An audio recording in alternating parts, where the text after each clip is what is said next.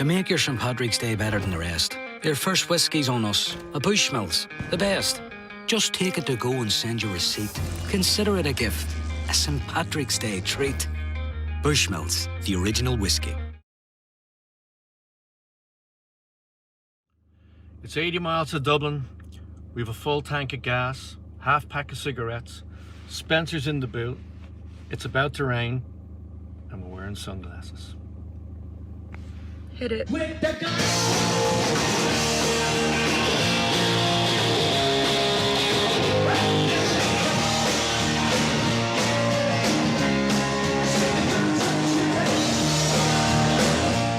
Welcome to the pre-show for Flogging Molly's live stream from Dublin, Ireland.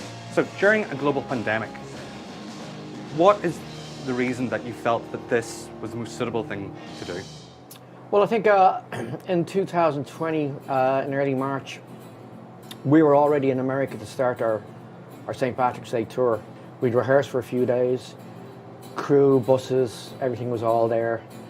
And we got everything together, went to the first venue, and the crew set up the whole show. You know, it was in a big casino, Nevada, I do believe.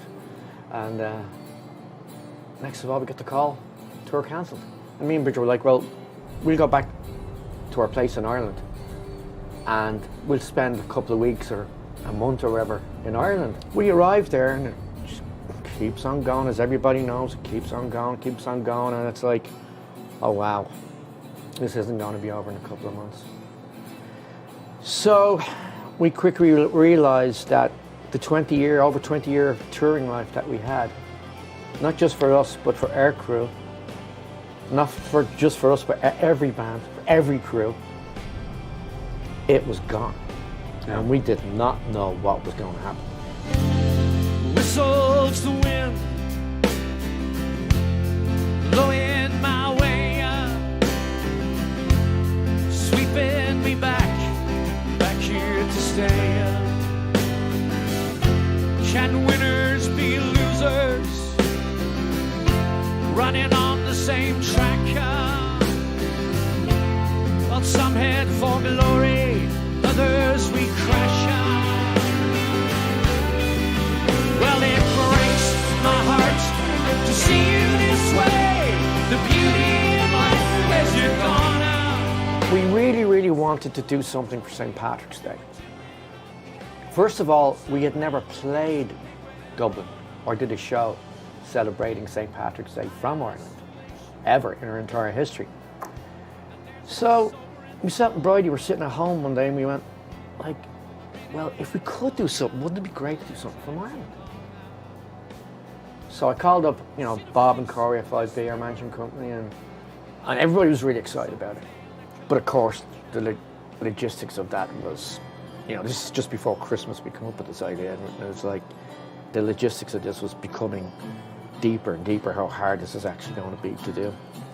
Like, you got to remember, you got to get all the band, a couple of crew members over, you know, from the States. They've got to leave their families, you know. Hotels, quarantines, you know, all this costs a massive amount of money, but we don't have any money because we don't have any gigs anymore. But we really felt passionate about it. And we worked hard at it, and we made the decision, look, if we are going to do something, let's do it from Ireland. And it definitely, like, it's paid off. You know, we can see just how much time, how much effort, how much everything it's taken. Yeah. And what we know is it's going to be one of the best St. Patrick's Days. So I've been at JFK here for about 10 hours. One more hour to go. What do you think? Oh, okay.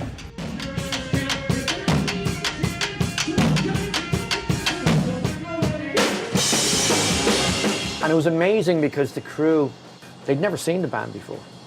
Richie Smith, the director, obviously one of my best friends on the planet, he's obviously seen the band many times.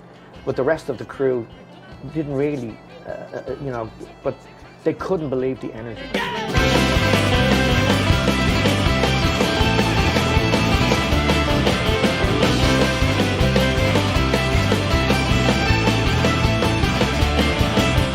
Listening to it, one minute you want to cry, and the next minute you want to, you know, wreck the place. It's just, you know, and they were quite, and you could feel the energy off them. And it actually, because there was no crowd there, you kind of fed a little bit off that, and that it was exciting. It really was exciting. It was, as I said, it was something that we had to do. We had to do it, no matter what it cost. We had to do it.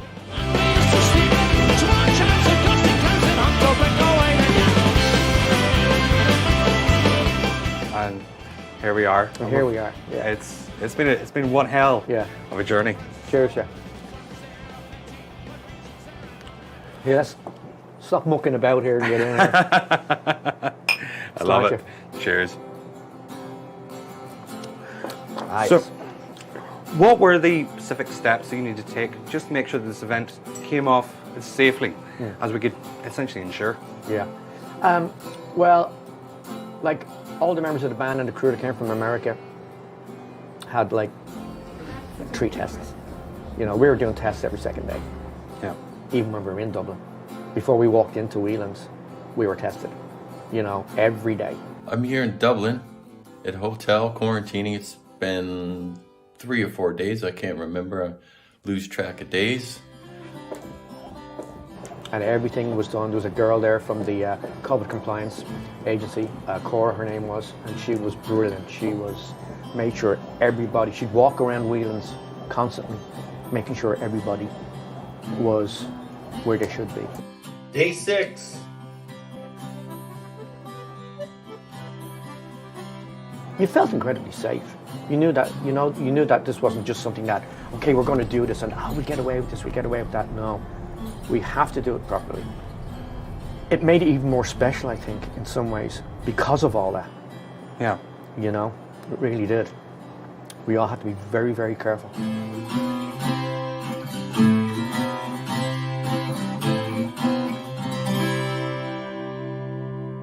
What did it feel like to really just be back together?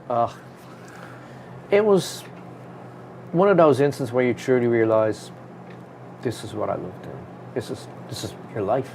Yeah. You know, it's like it's just such a joy, and to see all our faces again and having these little quirks that we have when the 7 of us are together. You know, I think the comedy aspect as well. We work very well together, and like we love making each other laugh. And he was doing Flogging Molly Shred. You know, it's like. And we genuinely get on very well. You know. Yeah. From there, I was like, it was a mining expedition. I think that's the only reason why we actually probably good, because you know we don't all live in the one town. You know, we live all over the world. Yeah. You know, and so you had to have some magical camaraderie to take that event on, you know. Yeah. But we felt it was the least we could do. But to play together was incredible. It really, really was. Started? I see your hand.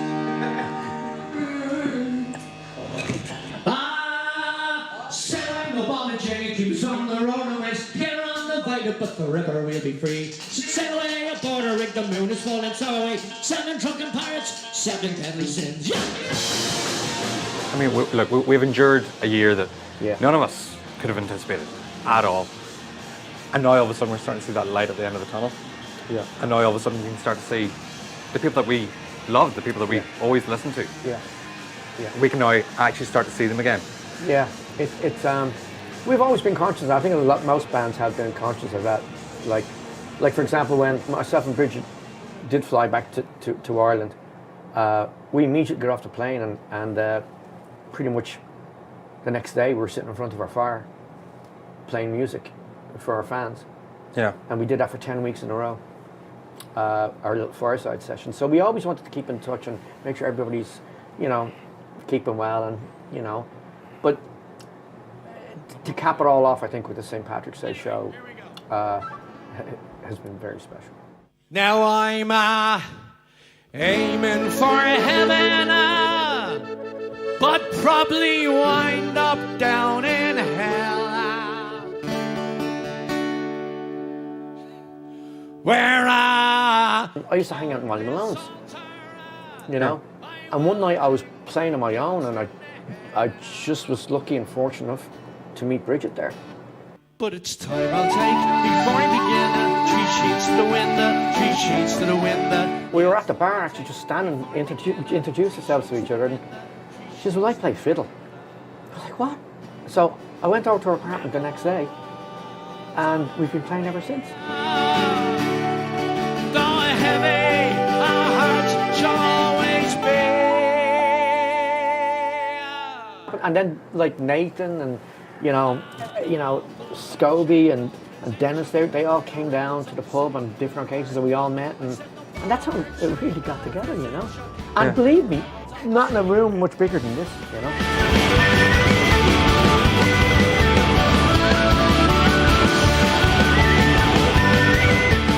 Yeah, I mean, if it hadn't been the fact that you know you went somewhere to maybe find some camaraderie, or you know, whatever you want to call it, you know. Yeah. And and then we just start playing in Molly Malone's, and that's where, you know. It's always in the times that you don't expect. Ah, yeah. That. Yeah. It happens.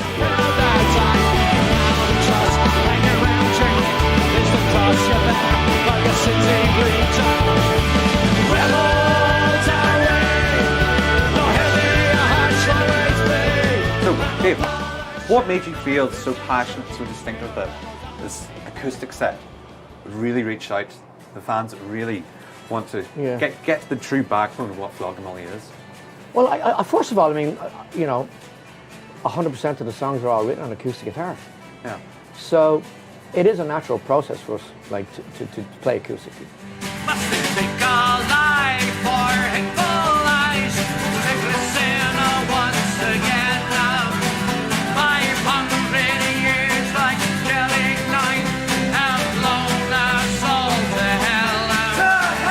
And it always reminds me of my mother's house. I was born in a place called Beggar's Bush, and it was an old British Army barracks. And my father apparently was the first civilian to move into it after the soldiers had left. And my mother and we'd no money now, and we'd one room, right? But there was a piano in that room.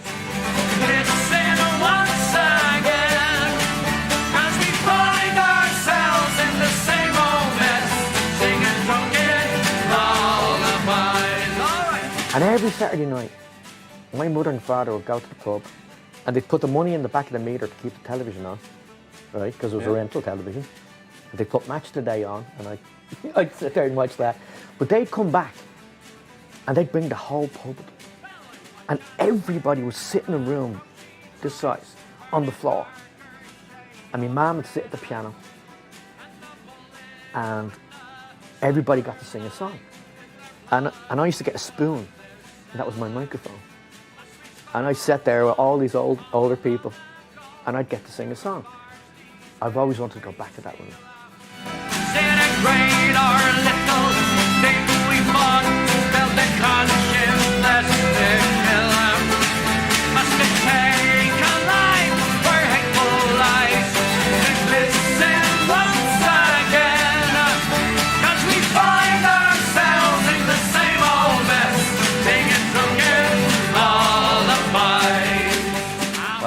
Jack the Lad. It's been an absolute delight. It's been an absolute pleasure. It's been a pleasure. Absolute pleasure. I think this is a very fitting time for us to head downstairs. Can I just say one word before you go? I'd like to say hello to Officer Reese at Dublin Airport.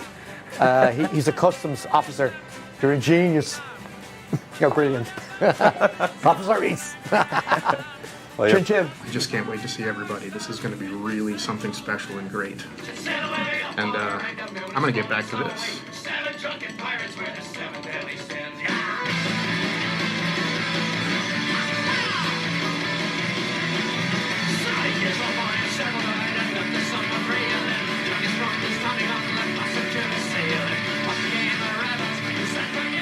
Anyway, I'm going to get to this. I can't wait to do this. See you. Scotland's first distillery was opened in 1775. Hello. Oh, hi. Only 167 years after Bushmills mastered whiskey. Bushmills, the original whiskey, born